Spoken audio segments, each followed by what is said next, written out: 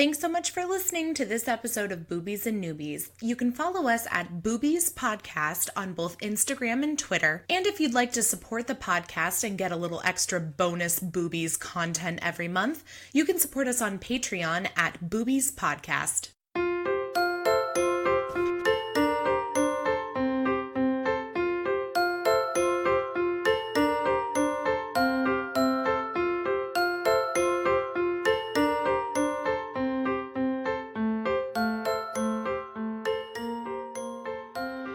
Welcome to Boobies and Newbies, the podcast that asks novice romance readers to think outside the dick in a box and brave the unbridled world of erotica. I'm your host, Kelly Reynolds, and today I'm joined by writer, grad student, and all-around feminist, Chris Sturdy. Welcome to the show, Chris. Wow, that's quite an intro to lead up to. All right. I mean, that's you, right? Is there more to add to that intro? Yeah, former English teacher. I taught high school for 6 years. English teacher. Okay, and yeah. Why did you leave the teaching profession? Leave is a strong word.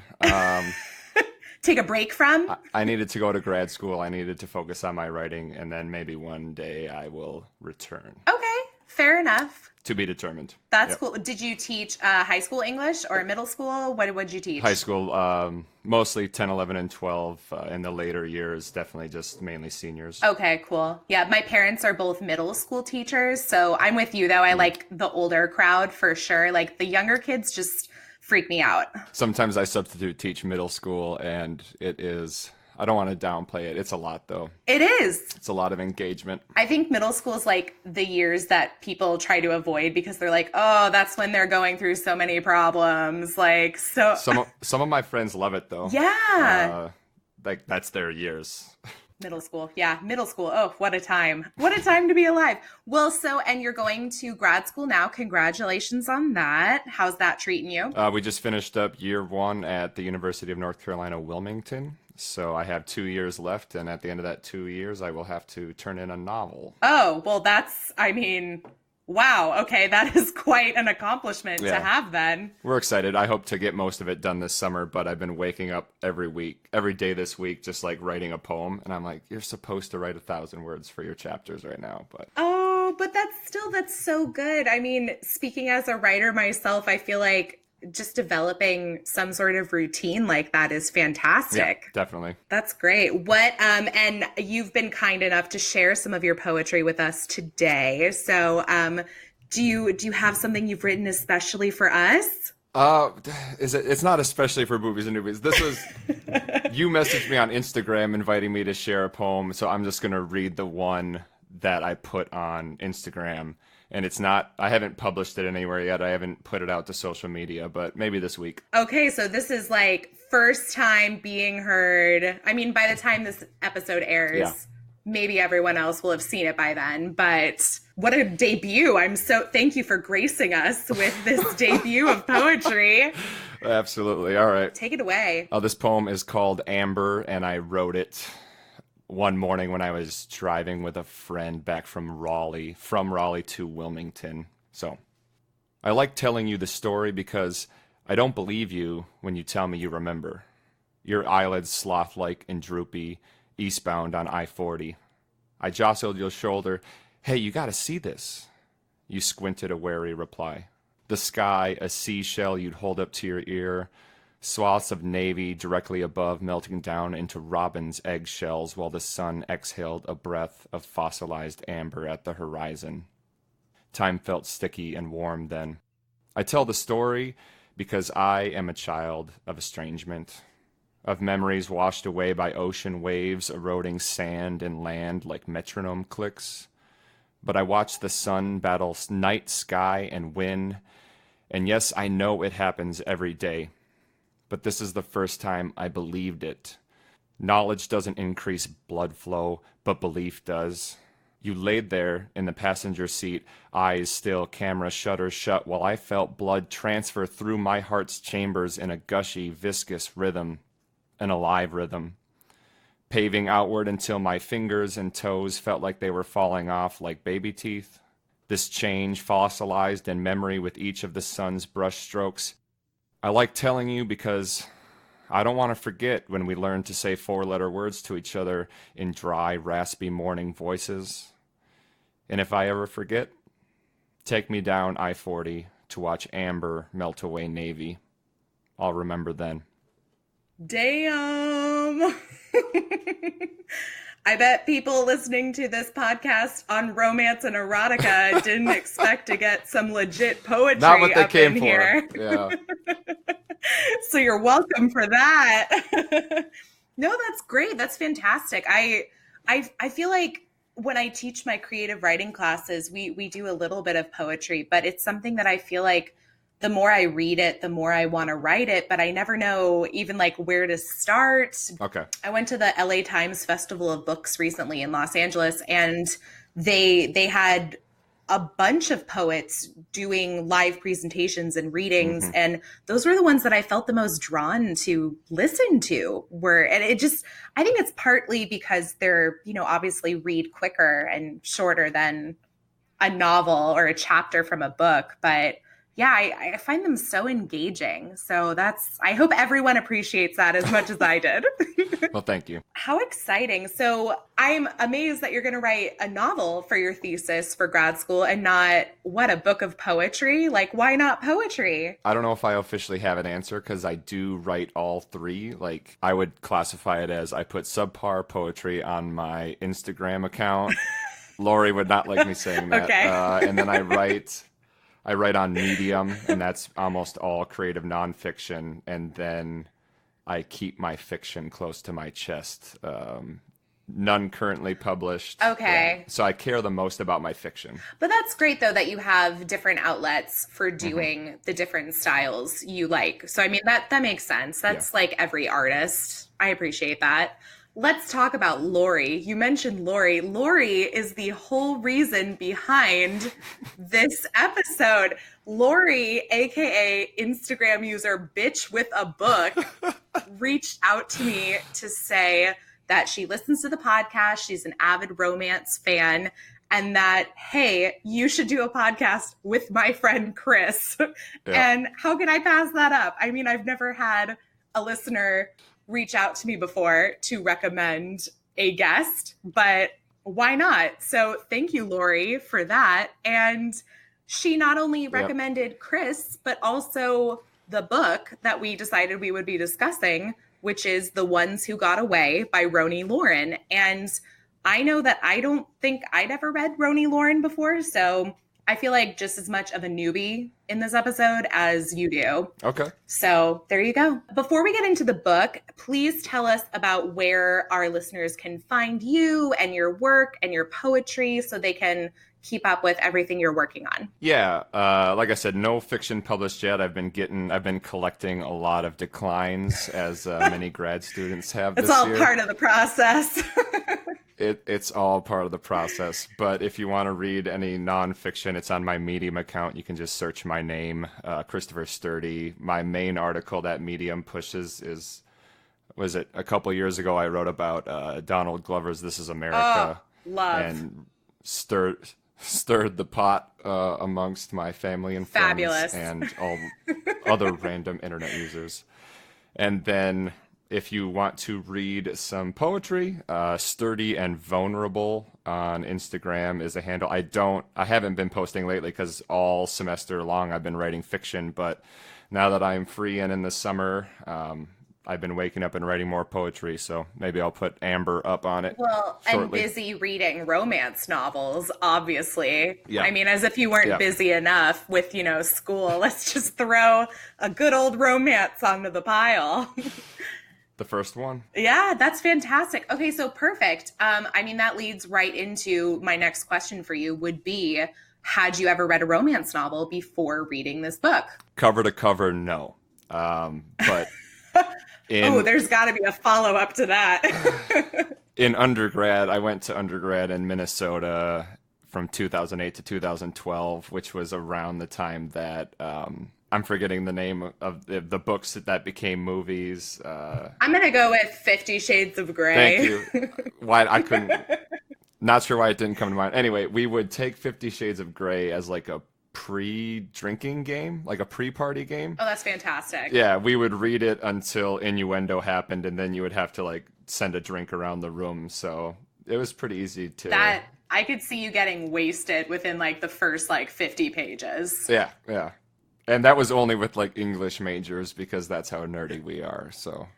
Oh yeah. No. I completely understand. I come from a theater background. It's the same way. Like we could not have a party that wasn't like some ridiculous theme where you would have to like dress up for. So I am 100% understanding that. Yep. Well, there you go. So 50 Shades of Grey. Okay. Well, I mean, I have to say, I feel like that's definitely more mainstream. Oh yeah, agreed. I mean, that's so after college, then there would be like high school kids reading those books. Which, I'm not sure about that one. I'm all for people reading romance and more people reading romance that haven't read it before, but I don't know if that's the one I would recommend, especially to a high school reader. Yeah, I think that Roni Loren's book would be one that I would more so recommend, and we'll get into the heart and soul of that later, but absolutely. There's a lot of positives here. Right. Well, and as I mentioned, Lori, aka Bitch with a Book, love that name. She was the one to actually recommend this book. And for everybody listening, it's The Ones Who Got Away by Roni Loren. It was published in January 2018. It's available on Amazon for $5.83, Kindle edition. That's such a weird number, but okay. And this book is also the first in the Ones Who Got Away series. And I actually I'll spoil it a little bit. I really did enjoy this book, and I haven't read the rest of the series yet, but the fourth book, and what I think is going to be the final book in the series, comes out this December. So you've got plenty of time to catch up and read the first three before the fourth book comes out, if you decide to. So thanks, Lori, for that. Before we get to our synopsis, let's take a break for a quick Podcoin promo. Podcoin is the app that pays you to listen to this podcast and all your other favorites.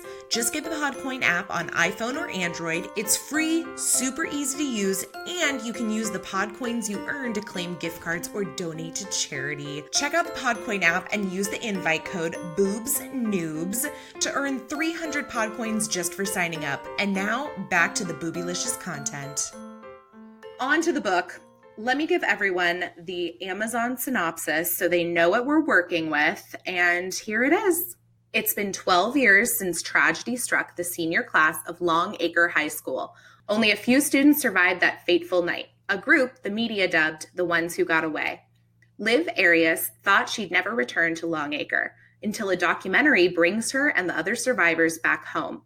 Suddenly, her old flame, Dorsey, is closer than ever, and their attraction is still white hot.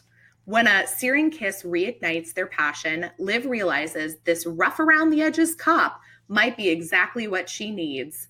Liv's words cut off as Finn got closer. The man approaching was nothing like the boy she'd known. The bulky football muscles had streamlined into harder, leaner package, and the look in his deep green eyes held no trace of boyish innocence. That sounds like an excerpt from the book. Why is that on the Amazon synopsis page? I think that is an excerpt from the book. Yeah, I don't. Because it's also on the back. Okay, yeah, that's too much. I think we can leave it at what it was. But yeah, so clearly our main characters in the story are Liv and Finn. Good names. Yep. Everybody had really fun, interesting names in this book. I'm on board. Why not, right? And I don't know, did you read a hard copy of this book, or are you an audiobook kind of guy? What did you read? I have paperback, like the really condensed book. Okay, so I have to tell you, I am not an audiobook listener, but the audiobook for this story was free if you bought the Kindle book on Amazon. So I decided to give it a whirl, and I listened to 2 chapters and then immediately quit and went back to reading because it takes place in Texas, and the woman who narrates the book gives everyone a Southern accent, and it was just too much. It was just too much to listen to. So be forewarned if you decide to take on the audiobook that it's going to be a lot of Southern drawl going on in your listening. But you know what? Some people are into that. It just seemed like a gratuitous amount of Southern drawl for me, but that's just my personal preference. I'll just say, what were your initial thoughts on the book? Like, getting the book, the title, the cover, like, what did you think before even opening the book? I sent a message to Lori with the cover, and I was like, I know that Liv is not a white character, but on the book I was like, is this just white people kissing? Like, is that every... Yeah, okay. I was very judgmental about that, and I do have that preconception about the romance novel industry as a non-reader per se. Just from like the cover art and everything? Yeah, just like walking down book aisles with cover art and just kind of knowing the trope. And I know that the romance novel industry has been branching out into more diverse sections, but that's if I walk down Target, like that's what I'm going to see, right? Right. So there was a preconception of that. And I think that's a fair preconception. Like you said, obviously the industry is branching out. I mean, there's gay romance, lesbian romance, there's definitely plenty of minority romance, but it's not at the forefront, and it's definitely not as represented in the book covers. So I totally get where you're coming from with that. But then the early chapters struck me as weird. I was like, I wasn't right away on board with this school shooting premise, but then I quickly, and I didn't necessarily have a reason why, but within a few chapters, I was like, okay, like, I think this is going to work out. Because trauma is it's like the subtextual surface of this whole story. So yeah, that's what finally got me to buy in with it. Well, and it's not even really, and this is both a good thing and a negative thing for me. It's not about a school shooting, and it's not about the documentary they're making about the school shooting. Like, from the synopsis, I assumed it was going to be much more focused on them being in town for this documentary. And the documentary is the first chapter, and then we never hear about it really throughout the book. So that surprised me. Yeah, that's one detail that made it easy to buy in after we left that behind. Like, it was just kind of the reason for why they came back together, which is fair, because I know that's something that I always look for in a story, is like, why today? Why is this happening now? Especially after 12 years. But it definitely gave us a reason for them to come back together, and for her and Finn to rekindle that flame. So it took a few chapters to get into. That's fair. And then we kind of moved beyond the school shooting. What about the characters? What did you think of the first few characters? Kincaid is my favorite. I've been very clear about that. Oh my God, me too. She's saucy. I love her.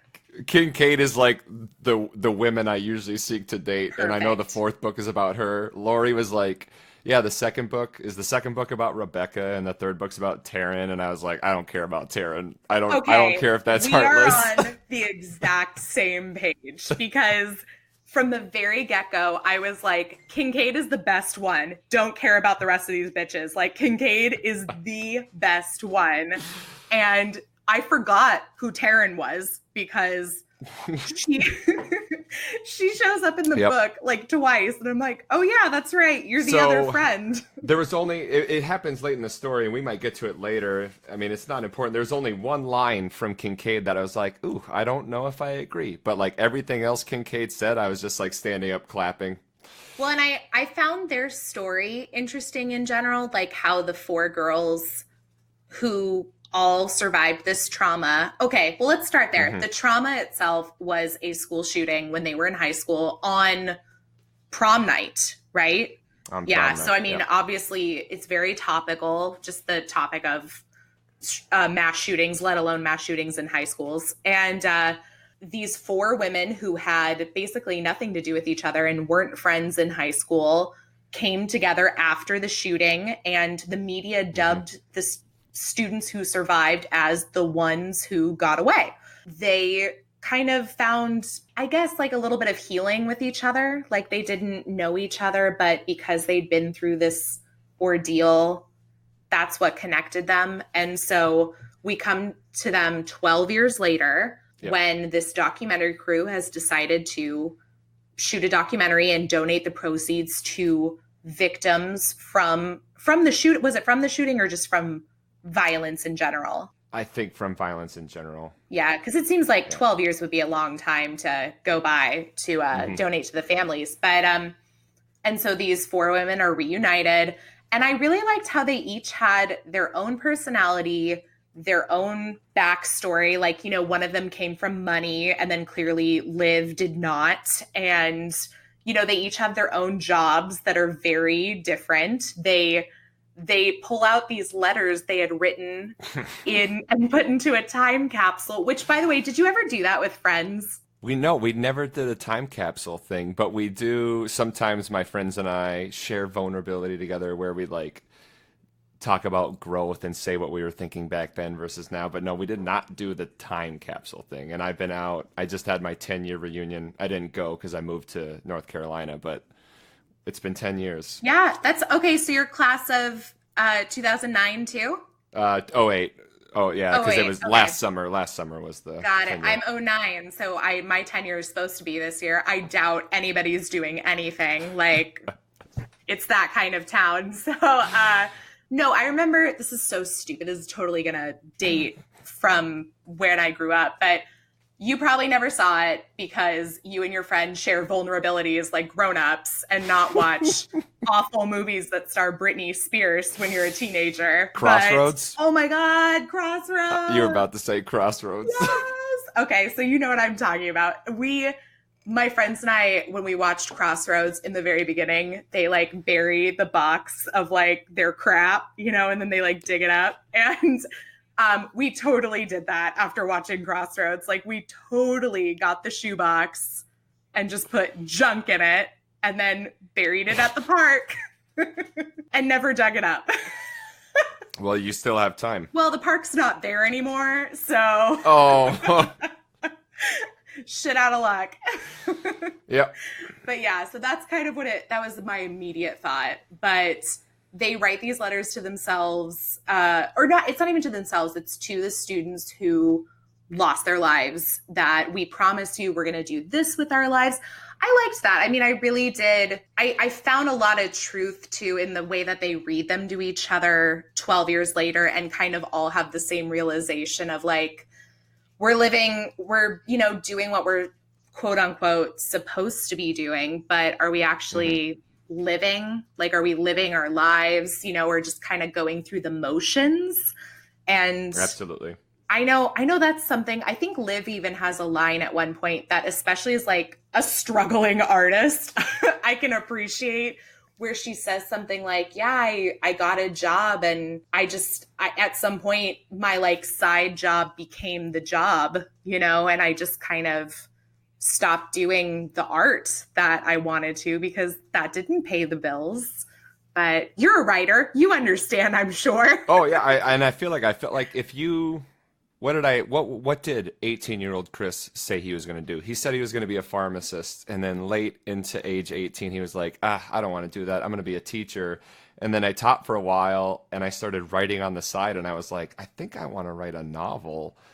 And now I'm just sort of trying to figure out how am I going to do all this together. Right. I feel like the more people I talk to in their 20s, they're just trying to, everybody's got a side hustle. Oh, yeah. Everybody's trying to figure something out. Yeah. And there's all the pressure to like do something. But now that I'm like, I'm going to be 30 in September, and not that I'm wise or anything. I'm just like, I always tell everybody, like, take your time. I thought, God, I was so naive at 23. I wrote my first short story and I was like, I'm going to send this to the New Yorker. Yeah, and they're going to publish me, and I'm going to be that guy who became famous off of one story, and, you know, I'll be a millionaire at 24. Oh, God. Good times. And now it's much more about growth and honesty, and just accepting the fact that if I am going to be a writer, much like Liv probably has to accept, you know, throughout the story, and if we project beyond the story, like, this is a middle-class life, and that's comfortable, and that's happy, and that's good. Yeah, as long as you're doing what you really want to be doing. And I think that's kind of a trait of our millennial generation. I hate using that, but just that, you know, I mean, even my dad said to me recently, he's like, you can do whatever you want to do. That's what your 20s are for, you know, and then you'll, you know, when you turn 30, like, you know, then you can figure it out. I'm like, oh, that's a couple years from now. Do you see that? Do you see that magically changing my life and what I do? Like the minute I turn 30? That's so uplifting. Like, Yeah. my parents were so happy that I got into grad school, and then my dad was like, you have a salary, you have a retirement account, Right. and now you're going back to school. And I was like, can we not? Can we just not? I know. My favorite is that, you know, as a writer, when I graduated from grad school, they said something like, oh, I went to school for screenwriting, and they said, oh, you know what you should do? You should write for that show, Brooklyn Nine-Nine. I'm like, oh, should I? That'd be great. I wonder if they have an ad up on Craigslist. Oh, like, God. Yeah. So, living that dream. I mean, I guess what this all boils down to is we totally understand Liv's point of view. Absolutely. Yeah, I did. I found her fun. I found her sassy. I like a good sassy gal. I definitely would much prefer to read Kincaid's story. I can tell you that. December. Yeah, for real. And you know what? It doesn't surprise me that Kincaid's story is coming last, because I feel like she's the one that everyone will love reading this book, and they'll wait it out until the last one. Like, well, we have to keep reading the series because we have to get to Kincaid. Yeah. So she's definitely my favorite character in the book. And then I did like Becca more as the book went on. Yeah, I have a lot to say about Rebecca. Okay, cool. And nothing to say about Taryn, right? Because she's useless. I mean, I maybe wrote 2 notes about Taryn, and they both were, nope. Yeah, I forgot she was in the book. And I think it makes sense that Becca's in it more just because she's going to be in the next book. Like, she's the main character in the next book in the series. So I'm like, okay, I get that. But yeah, poor Taryn got the short end of the stick in this book. Okay, how about Finn? What were your initial thoughts and impressions of our male protagonist? He definitely grew on me throughout the story. I remember looking at my notes and thinking back on my notes in the early story. I was like, oh, I flipped between 2 types of notations. I was writing, let's go, Finn. Okay, Zaddy. Yeah, I'm about Finn right now. And then I was like, oh, Finn's such a sad boy. Like, Finn, why are you so sad? But I say that as a self-proclaimed sad boy, so it's like I'm not criticizing Finn. I'm like, right, oh, man, is this what I sound like? And I like, though, that you said it's like, right, it's like 2 different kinds of notes, 2 different personalities, because that was kind of like a recurring theme in the book too, was that everyone had their personality when they're on, like when they're not the person that survived this tragedy at their school, they're a completely different person. Like, Liv even went as far as basically changing her name, and like the people she works with don't know this about her. And then the same with Finn is an undercover FBI agent who becomes completely different people basically to hide from who he actually is. So I mean, I feel like I did the same thing, was I'd write notes and be like, wait a second, which Liv am I seeing now? Which Finn am I seeing now? Yeah. They're just different people at different times. But I totally understand the whole idea of having to compartmentalize this tragedy as part of like your healing process, but not really healing by doing it. Yeah, and that bleeds into another theme in the story of it definitely hit home at the end. Like, I felt like it was a home run at the end and then sprinkled throughout, where Finn is constantly, instead of focusing on himself and his own healing, as you've said, he like tries to focus on other people and save them, mainly within the 300 pages of this book, 350 women. And like, he gets told time and time again, I don't need your saving. and that resonated with me big time. Okay. As just a realization and a commentary on how some men view their relationships. Sure, absolutely. Very Disney-ish. Very Disney-ish. Oh, Disney. That's a whole other podcast. Yeah. But no, I think you're right. And it was interesting to, like you pointed out, that he's always constantly trying to save women. Because, I mean, it plays into how he feels like he didn't save Liv like he should have during the shooting. And so, like, everybody else he's trying to save, they're all kind of surrogates for Liv. Yep. That's my Criminal Minds speak right there. Like, surrogates. But yeah, no, he definitely grew on me as it went on. He has an interesting story in that he just went a different way in how he tried to heal by not focusing on himself, but diving into work. I thought it was interesting how the reason he became an FBI agent in the first place was he wants to basically track down the organization that gave guns to the boys who shot up their school. Yep. And I was like, okay, I can get on board with this. This is, obviously a great connection to have. And then, of course, in the end, when he's asked to go take a job, it's with the promise that they found the organization. And because I was like, wait, there's no way that he can leave her in the end. But the minute his boss mentioned that that's who the new job was going to be with, I was like, oh, shit. Okay, I can't remember what chapter it was. Obviously, when I read romance, I think of romantic comedies, which I am a fan of romantic comedies. I always tell people to watch Love and Basketball, but that's a completely different conversation.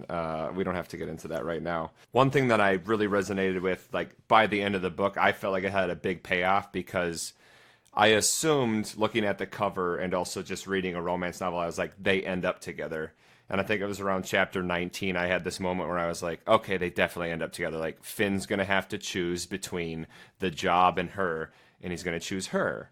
But what really impressed me was the dialogue at the end of it all with, like, what Finn's revelation is on how to win or how to find happiness.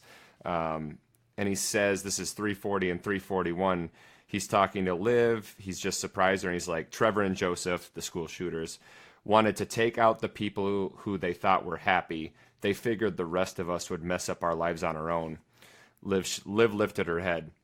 Finn says, I've done a pretty good job of it. I've done their bidding, and I was about to do it again, turning away from something great and spending another few years of my life focused on them, on their legacy. He brushed her hair away from her face.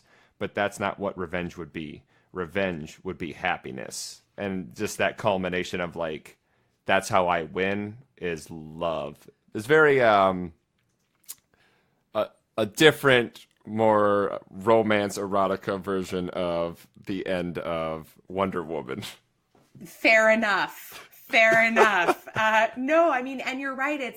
And I kept thinking about that, and it never really hit me that that's where they were going to go with it. But I loved the way that they brought that all together at the end, that, the shooters were shooting people because they were happy, and that Liv was deemed one of the unhappy ones. And yes, what better way to win in the end than by being happy with each other? So no, I think that was a great way. The ending is one of my favorite parts of the book for sure. Like I felt that the book took a while to get going.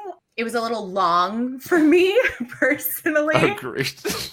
But it was funny because it's one of those ones, and I don't know if I can explain this well, but I said that it feels long, but also I'm not seeing Finn and Liv together enough, like for a good chunk of the book. The first third of the book, I'd say I kind of thought it was going in a very different direction than where it actually went.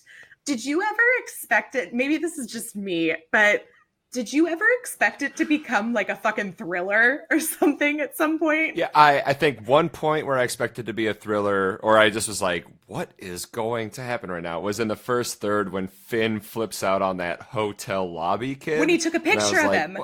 Yeah, I was like, what's going on with this plot point here? Thank Can we just you. leave this kid behind? Thank you. Okay, no, that for real was one of my critiques of the book was that I okay, at first I thought it was going to be about them making the documentary. Okay, well, you read a couple chapters in, that's done.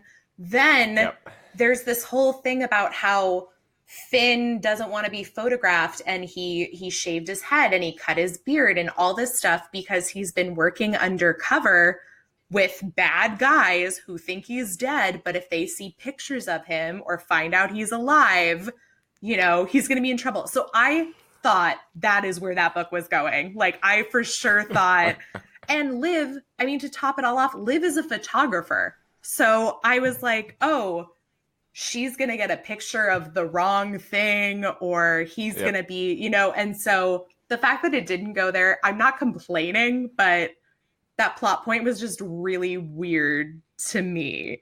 I'm glad we got away from it. Yeah, same. There was a lot of stuff like that. It was kind of like Taryn too. I was like, why is she here? Like, she's not doing anything. But yeah, I like that they kind of steered clear of that as well. I really liked the chemistry between Liv and Finn. Agreed. Yeah. And I think it went beyond sexual chemistry for sure, because like I said, it's a long book, but they're not together for a good chunk of it. And I think we have to be able to buy into the fact that there is a possibility that these two people could fall in love before the end of the book. And because they have a history together, we definitely get a good setup that they're already coming from a place in the past where they were in love and had feelings for each other. So I think that helps for sure. Did you like the whole idea of that they had this forbidden romance when they were teens because she was the gardener's daughter? I'm rolling my eyes. There's a romance trope if I ever heard one. I put up with that plot point. And also, I accept it as a plot point of reality because I did teach in a small town for a few years. And I would have never believed that that's a real thing with my experience of growing up as a teenager. But then after living in a small town, I was like, there's some parents in this town that are definitely like drawing lines of, sit in the front pew of church on Sunday and do this and don't talk to her. She's bad and don't talk. And it's like, they just draw such clear-cut lines for their kids. And I was the teacher in the background like, that doesn't make any sense to me. Right. And they're like, what do you mean, Mr. Sturdy? How dare you put these ideas in our children's heads? And then I say the opposite of everything the parents say. Sorry. I know. No, I was surprised, but I did like that. It's such a small thing, but I did like that when Finn takes Liv with him to see his parents and he hasn't seen his family in a couple years, that things have actually changed. Like, his dad is still an asshole, but his mom is like, we're getting divorced. I'm leaving him. I'm starting a wine bar in town. And you don't see that a lot. Like, you don't, especially in romance, I feel like usually there's like the people who are assholes, they just stay assholes, like, because they're just working against the couple in love. But this was a nice change of pace. Like, I liked seeing his mom in this one scene actually like take agency and do something for herself. Like, it doesn't affect the rest of the book at all, but I think it's kind of like she was affected as well by the shooting. And so this was kind of her way of also doing something different. Like, that this shooting affected so many people, not just the people who survived. I liked that the author was showing other people that were affected by this shooting as much as the main people in the story. Like, it was also their families who this clearly had an effect on, to the point where, although it took her 12 years, this woman was kind of realizing,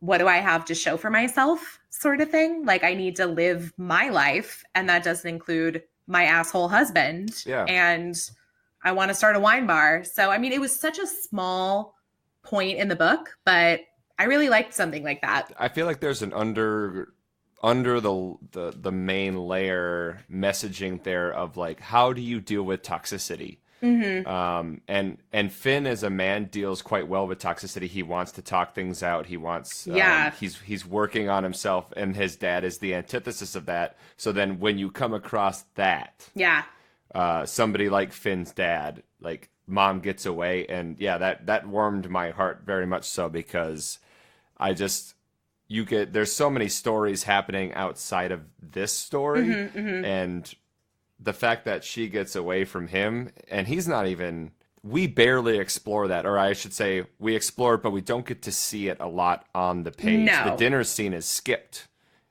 Whatever, it goes from chapter to chapter, and all of a sudden they're talking about what happened at dinner. We don't get to actually see dinner. Right. But I'm glad that mom gets away from the toxicity. And opens her wine bar. Hopefully. I hope that's in book 2. And opens her what? Okay, I thought, have you read or seen the movie? Oh God, it's by Jonathan Tropper, and the movie had Adam Driver. He's been doing so much lately. This Is Where I Leave You.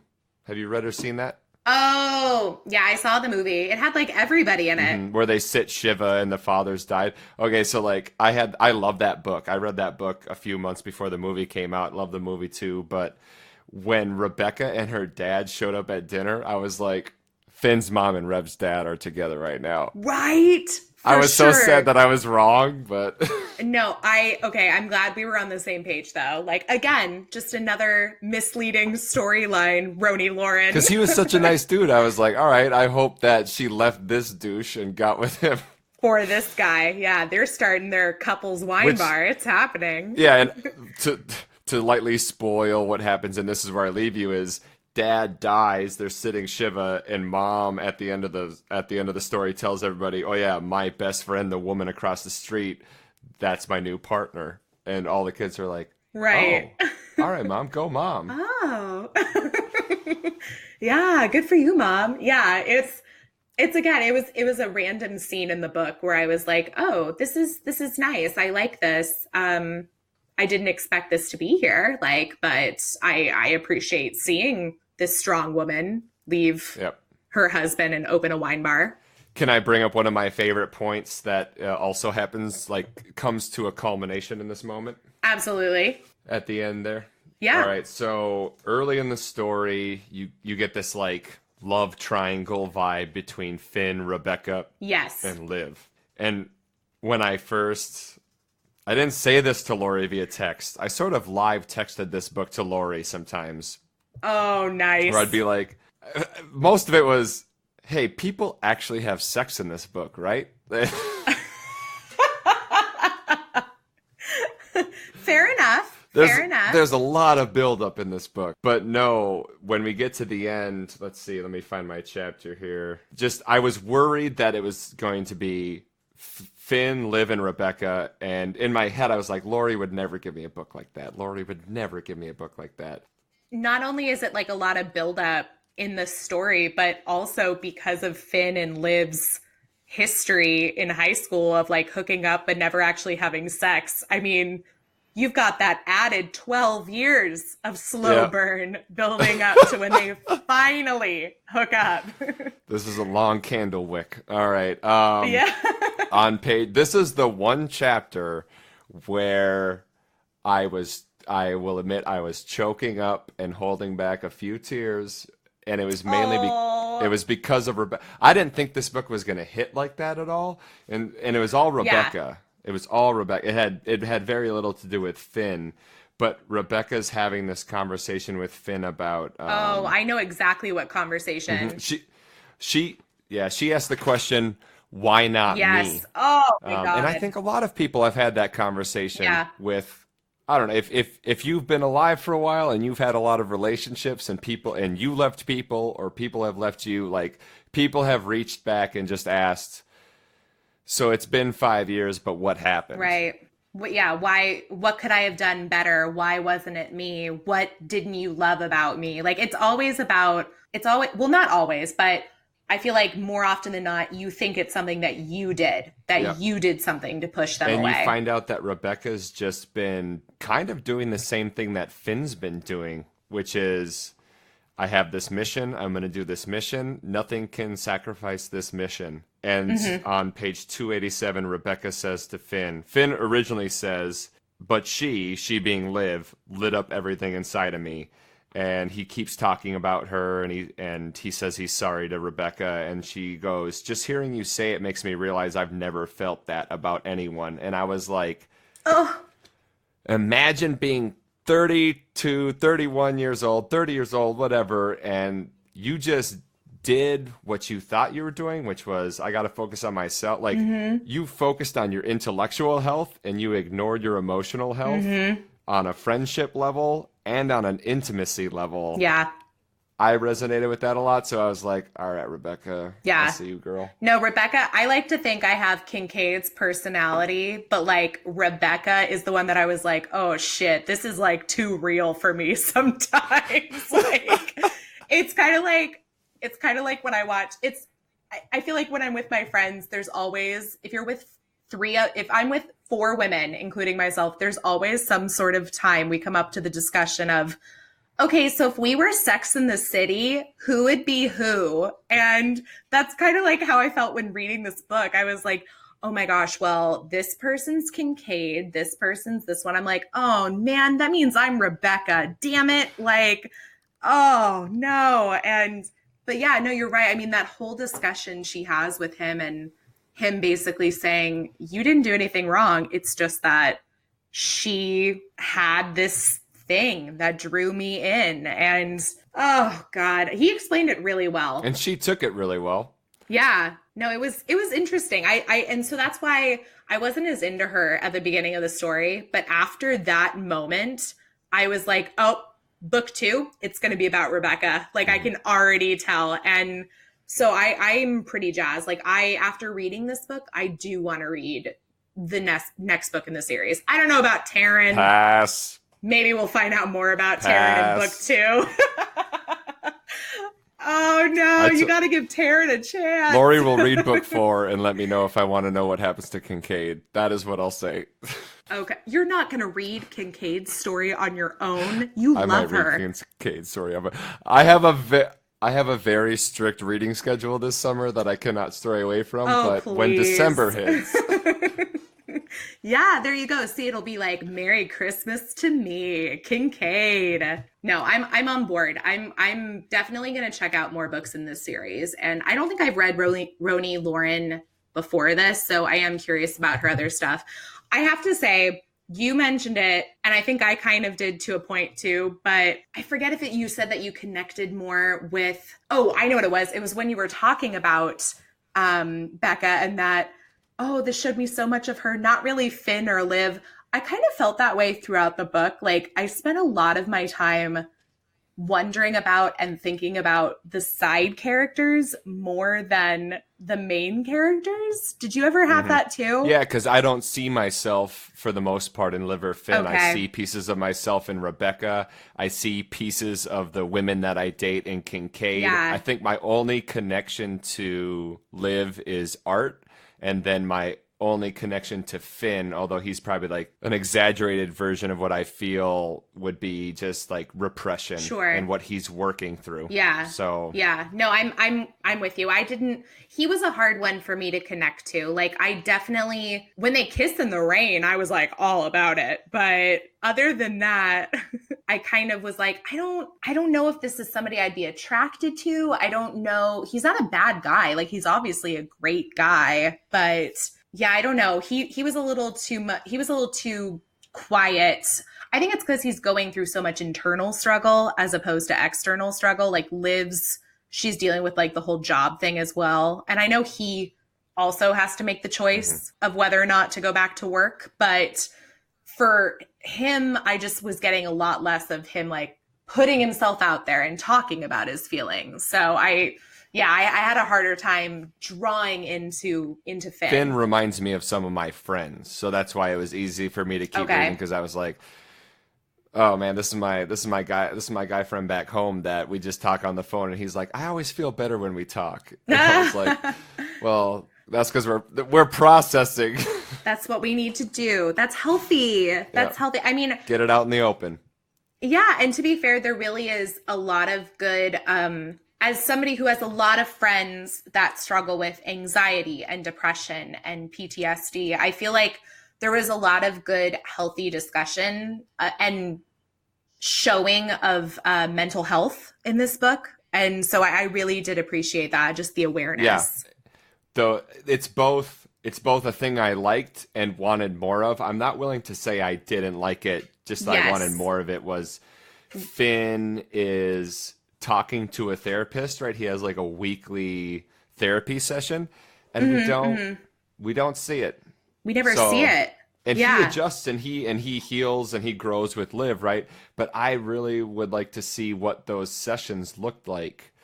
Yeah. Because he talked about Liv. Like anybody who's had a therapy Oh, session for knows that sure. if Finn's adjusting well, then he's probably having a solid therapy session.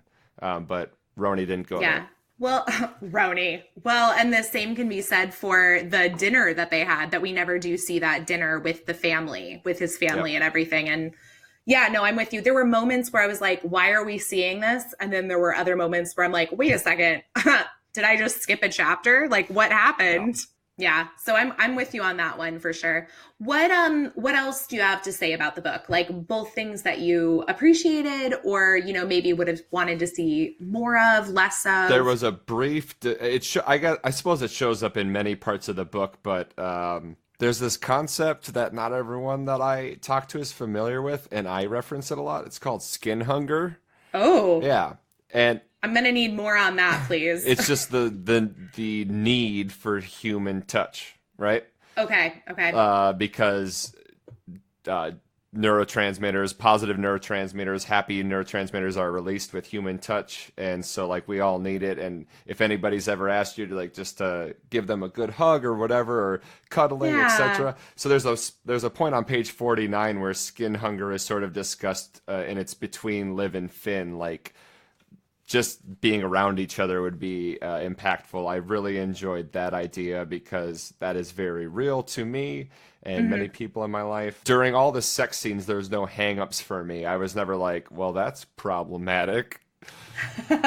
No, in fact, I found the sex scenes to be really, I'm trying to think of the right word. I found them to be very equal in that I liked that there were times where he was kind of like taking the more dominant lead, and then there were times where she was initiating what was going on. They're actually like my favorite sex scene is where she's talking dirty to him. hmm And I feel like I don't usually see that in romance novels. It's usually the male character talking dirty to the woman, or him kind of goading her Okay.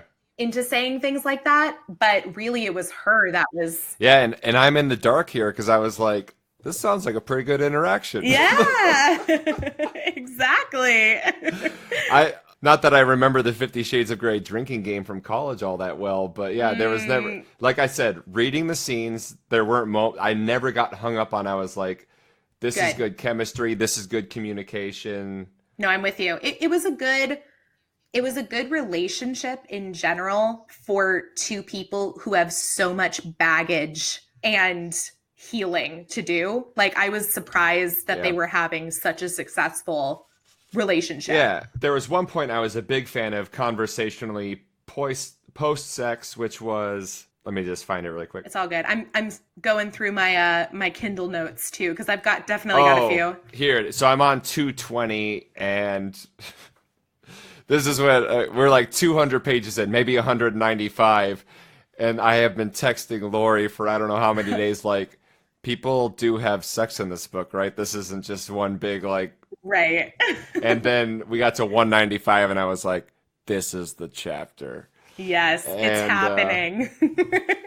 And after, they have a conversation on 220, which is a conversation I find myself having with more men, just in male circles, Okay, now I'm curious. of like, there's an assumption sometimes with men that like, oh, we had sex once, we're going to continue to have sex. And Finn explicitly has the conversation on 220. I just want to be clear that this isn't some binding contract. I know this wasn't the plan, so just tell me if you need me to back off, and I will. Us doing this once doesn't mean I have any expectation that it's Yes. how things will go while you're here.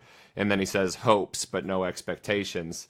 And yeah, sometimes in male circles, it'll be like, well, yeah, we had sex last weekend. And I was like, that doesn't mean you're going to have sex this weekend. But no, you're right. And that's something we've talked about on the podcast before is, this kind of expectation that once you start having sex, you have to continue having sex or, jumping into relationships too soon. Like that doesn't mean that it needs to continue that way. But no, that's hot. I like that. I like conversations. That's good. Let's go communication. Yeah. 3 cheers for communication. There was definitely, I think this was before they had sex for the first time, where he also, it's one line, but he says, tell me which position works best for you. Yeah. And I was like, what? Love this. Somebody like saying something. That's great. What else did I write down? I mean, I've definitely got my scene, my like hot scene. Did you pick out a sexy excerpt that you want to give us a reading of? I picked out cringe spots. Ooh, that's good too. I like cringe spots. I call them moments.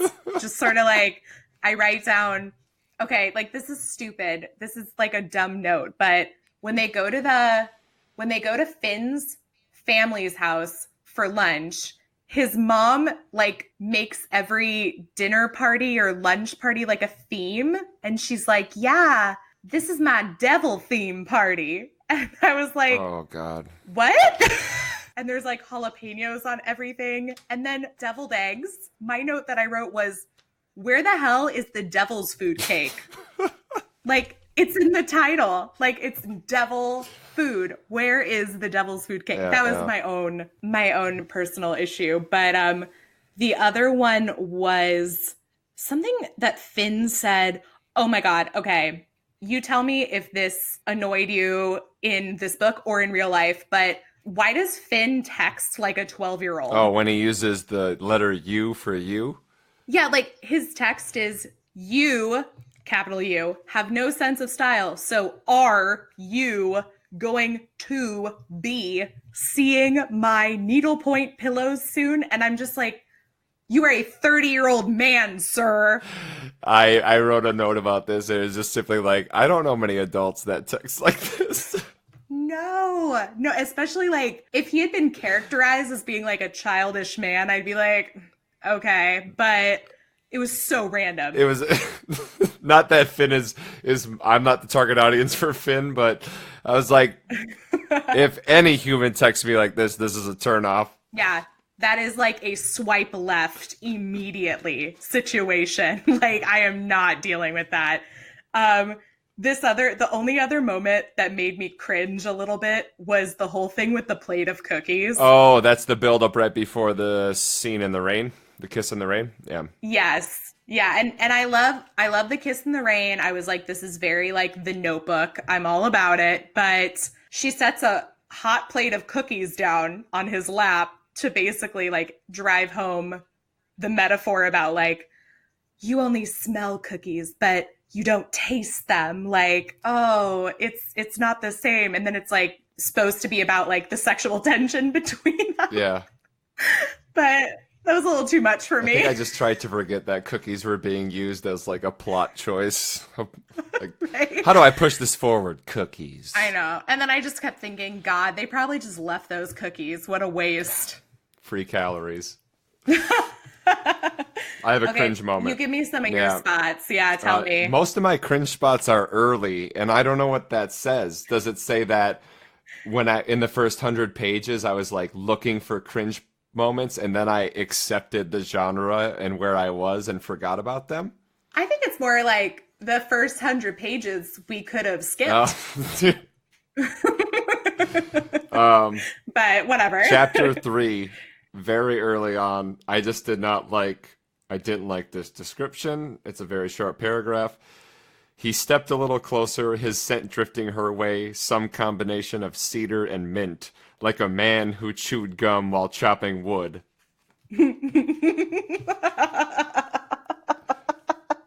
And maybe I'm a snob, but the writer in me was like, absolutely not.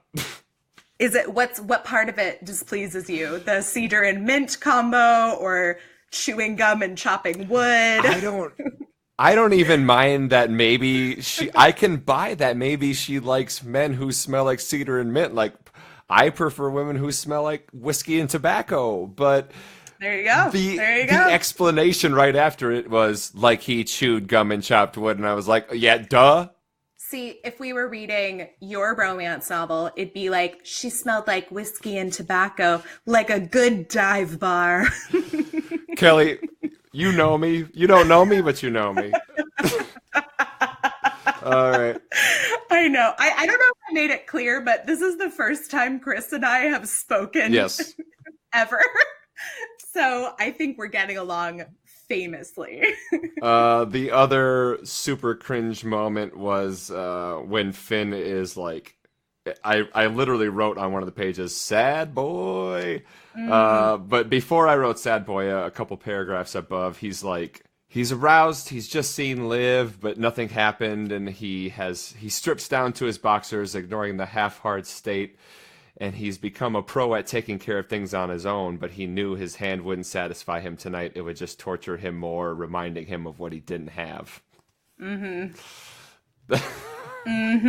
don't know if maybe that's too much for the podcast, but Oh no, there's like, never too much. Yeah.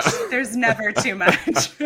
Is it that same area where they talk about how he's like a PhD at like jerking off? It's probably within 20 pages of this spot, to be honest, but yeah. Yeah, and they like make reference to that where she's like, "Oh yeah, you're like writing your thesis or your doctorate or whatever," and I'm just like, "Stop it, just stop!" Like, you're ruining academia. But yeah, those are my two big cringe spots. They both happened within the first 100 pages. I know it took a while to get there, but of the sex scenes or the explicit content in this story, which isn't really that explicit, did you have a favorite scene? Give me a second. I don't have any notes on it, but I think I can find something really quick. No, that's cool. I'll share mine, which I want to say is, I think, the last time that we see them in bed together, and it's when Liv does a little dirty talking, and I don't know, I liked it. It felt different from like any other dirty talking scene I'd read. So I'll give you a little excerpt here. She licked her lips and glanced down to where her hand was wrapped around him and gave him a slow stroke. She'd never been a dirty talker with other guys, had always felt silly, even though she had X-rated commentary running through her head. But with Finn, the filters fell away easily. I like how hot and smooth you feel when you're this hard. Like to think about how that heat will feel inside me, filling me. I'm wet imagining it. His eyelids went heavy and he rocked his hips gently, taking the pleasure she was giving him. Keep talking. I like when you're so deep that I feel these bumping against me. She slid her hand down further and cupped his balls, running the tip of her finger on the sensitive spot underneath. Okay. Yeah. Yeah. I mean, like I said, I feel like usually the dirty talk is more on the male point of view. So I liked it. I was here for it. We are a fan of Liv. Yeah, absolutely. Yeah. I also totally appreciate that she's like, yeah, I always have X-rated commentary running through my head, even though I don't say these things. I'm like, I run a podcast about erotica. I totally understand. I think I'm on the pages right now. I'm on the first interaction, and maybe 200 pages of buildup is gonna create it better create a pretty solid scene. But right. I remember, what did I describe? I texted Lori and I said, this book seems like it's been flirting with me for 200 pages. Like Roni I love that. Yeah, like Roni is purposefully creating this, because how many scenes? It got to the point where I could read a 10-page chapter, and around page 2 or 3, she inserts something random. Mm-hmm. Like the scene where they make out on the side of the hill. But on page 2 or 3 in that chapter, she talks about how it's where they hear the gunshot and they think that like fire is happening. Oh, yeah. But it's a race that's happening. And so that happens on page 3 or whatever. The race is happening. And I was like, these runners are about to disrupt whatever hot moment happens. And then on page 9, they're like going at it. But then runners run by and I was like, and now it's over once again. There it is. Yeah. And so that all leads up to the first instance. I remember also texting Lori, this dude, this is not going to be a first is this going to be a good first interaction? Like, my man's been out of the game for so long. I don't know what's about to happen. It's true. Yeah, he says he hasn't been with anybody in a couple of years. And I did laugh when she caught him masturbating on probably in the 150s, 160s. But yeah, to her, of course. Yeah, screaming out her name when she walks in the back door. All right, I'll read a part here, and this is from good. the first official, because there was the one with the that turned into a nightmare. Really I was not a fan of that. No. 208. That was probably the hottest part of all. This wasn't a serviceable, I'll scratch your itch first. This was I live for making a woman try to crush my skull with her thighs because I'm driving her out of her mind with my tongue. She was determined to enjoy every second of it, to not go over too fast. But when he slid 2 fingers inside her and dragged his tongue over her clit, light exploded behind her eyes, catching her off guard with the magnitude of sensation. She cried out and nearly levitated off the bed, her hands going from his head to the sheets and gripping hard. He made a belly-deep sound of pleasure, the vibration of it against her sex driving her even higher, and she almost launched him right off her. But he wasn't having any of that. He placed a palm on her hip, pinning her in place, and shifted as his fingers continued to stroke and push her higher. Yeah, he did. You go, Finn. Oh my gosh. Yeah, no, it's good. It's good. Yeah, in general, I did like the writing. I did appreciate the writing. Agreed. So like I said, I mean, I liked it, and we'll talk about this in our wrap up, but I liked it enough where I would want to read the next couple books in the series, especially leading up to Kincaid, our favorite. Mm-hmm. So we'll have to circle back and see how that goes. But okay, so are you ready to give this book a few grades? Yes. Yep. What do I need to grade it on? Okay, we're going with out of 10, 10 being the very best that it could possibly be. We're grading for story, syntax, and sexcapades. So let's start with story. Out of 10. 7.5. Wow. Okay, we're getting in the halves. All right, there we go. Why 7.5 and not 7 or 8? On a percentage system, it feels like a solid middle C. Okay. If I were to be, like my teacher mind goes to, this isn't close to a D, but it's also not close to a B. That's fair. I'm in the same ballpark. I gave it a 7. I just felt like the first 50 to 100 pages kind of just told me that we were going in a very different direction than where we actually went with the story. So it kind of started more for me when they opened up the time capsule. That definitely gave me more of an idea of what was coming next. Absolutely. So, but other than that, I mean, I did like the story we had. I liked Finn and Liv and their romance. So I'm on board. I'd read it. I'd recommend it. I'd maybe read it again. I don't know. We'll see. How about syntax? Our lovely Roni and her writing style. I mean, you kind of have a handle on her style. You broke it down she has, in each chapter, this point, a few pages in, this happens, and then by the end of that chapter, this happens. Yeah, like I said, in those first 200 pages, it was these 10-page chapters that they have a formula. Yeah. Although the formula messed with me for a while, I was like, Roni, just let them have sex, please. Which is a testament to her writing, because I want this to happen, but I also have this bias in my head. I was like, oh, well, this is going to happen on page 5, so whatever. Yeah. So I feel like maybe I'm a poor evaluator. I'm going to put it around the same ballpark. And as far as if I'm judging somebody on following a formula, which I'm not familiar with the formula, I think it deserves probably something like an 8 or above. But then if I'm the syntax and what it's doing for me as a reader and what I normally read, I'd probably put it closer to a 7. Okay. No, that's cool. I give it an 8. So, I mean, we're around the same place again. And you have more experience, so let's go with your score.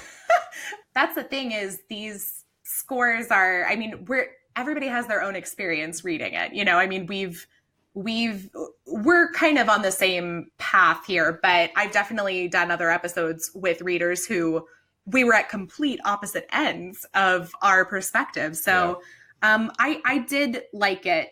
I liked her writing. I thought it was I don't know. It was different. Like it almost felt more to me like I was reading, I guess what I would just call like a fiction, as opposed to like a romance novel. Probably because they weren't boning like half the book, Which is but what made this feel like a rom-com or something that you would see in a television show. Like every chapter was an episode, and then if you yeah. dialed back the sex scenes, you could put this on ABC Family. Yeah.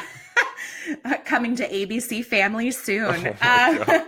You totally could. I mean, this is one of those ones where you could take the entire series and make like a show or a mini series about it for sure. How about sexcapades? So I I was very happy. I was very happy with like the equal attention on both partners and the sex positivity and the consent, like as they interacted with each other. And it was like, tell me what you like, tell me when to stop, tell me that you want this, blah, blah, blah. Like that is a very high score. And I guess but then also being a novice in the romance category, I don't know. My preconceptions bled into like, well, this is going to be raunchy and dirty and like, but I'm going to give it a high score because it was what I would want out of sexual encounters. So I'm gonna give it an 8.5 just based off of the positivity and the consent and the pleasure. Yeah, and you know what? To be fair, not every, and you don't know this because you haven't read them, but not every romance novel has sex in it. Some romance novels have one sex scene, some have none. Some have it in every fucking chapter. Like, I mean, they're all different. So I was expecting every chapter. Yeah, well, okay, then you'd be disappointed. Like, but an 8.5 then, even going into a book expecting that is pretty good. Yeah, I gave it an 8. I thought that the content that was there was really good. I feel like I was missing like one scene. Like I needed like something at the very end or something to just kind of like cap it off. Yeah, no, I mean, what was there I thought was great. And like you said, I mean, it's a good representation of how I would want like a real life sexual encounter to go. So Yep. That's good. Okay, cool. Well, okay. My usual question is, are you happy I chose this book, but I did not choose this book? Like, are you going to be happy that Lori chose this book, or are you just going to harass her with messages now of like, how dare you make me read this? No, I'm happy that Lori chose this book. Me too. And although I don't think I'm interested in reading Rebecca and Taryn, okay.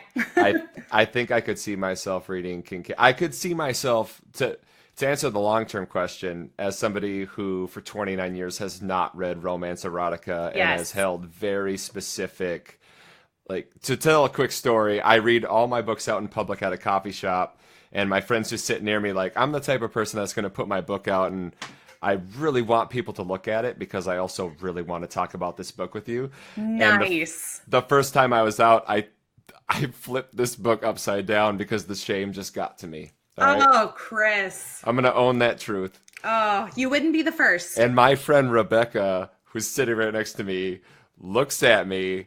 We've been friends for a year. She's like, Chris, you don't flip books upside down. What are you reading? And then like is holding it up, and I'm like freaking out because we're in my favorite coffee shop. My baristas are looking. And then we just talked about it. And then from that point on, I was like, all right, Chris, you're going to read this book in public. You're just going to own it. So I'd be at my dive bar at night. This book, you can imagine the looks I got just reading this book. Yeah. Yep. I like this. While you're smelling that tobacco and whiskey. Ah, yeah. But I would read another romance erotica because for two reasons. I didn't have a bad time. And then B, I think that as a writer, I'm going to be, at some point, sex is going to appear in my stories, and I need a blueprint for what that looks like in words. Well, and not just sex, but also love, romance, courtship, dating. I mean, we all clearly have our own experiences with that in real life. But yeah, I mean, I think reading whatever you're reading makes you a better writer for sure. So, I mean, it's nice to have a little something different. So, and you know what, I have to say, this isn't a romance that I would have picked up. I feel like had I just seen the cover or read the synopsis on Amazon, it's not really my style or choice of romance. So, I'm glad that I did read it though. It was kind of like me judging a book by its cover, which is silly because that's the whole basis of this show. But yeah, no, I mean it was refreshing. I liked it. It was different than what I normally read, and it's introduced me to a new author and a new series. So thank you, Lori, for that. Thanks, Lori. Yeah. Well, cool. I'm so glad we did this, Chris. And I'm so glad that we've maybe inspired you to read more romance books in dive bars. And coffee shops. Yeah, like that's the takeaway. I mean, I am fine with that takeaway. So, well, thanks, Kelly, and thanks for having me on. Yeah, for sure.